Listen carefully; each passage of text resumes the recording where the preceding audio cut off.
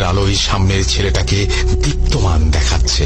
একটু পর পর ঠান্ডা বাতাস বয়ে আসছে যেন কোথা থেকে, আর সেই বাতাসে হ্যারিকেনের গ্লাসের ভেতর দিয়েও আলোটাকে যেন নাচিয়ে দিচ্ছে বারবার।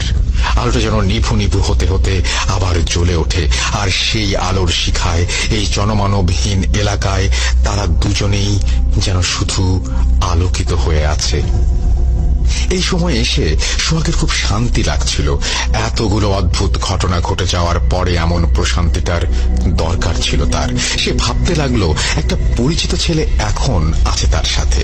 এটা মনে হতেই তার মাঝে আবার একটা চিন্তা ঢুকে গেল। তার মাথায় প্রশ্ন চলে আসলো, সে যখন মাছটাকে ক্যাটা দিয়ে মারলো তখন তো কোনো লোককে এসে দেখতে পায়নি আশেপাশে, আর ছেলেটা এই শীতের রাতে এভাবে পানিতে নেমে গ্রাম থেকে এত দূরে এসে মাছই বা ধরতে যাবে কেন? আর তাকে তো এখানে মাছ ধরতে আসার আগে আমি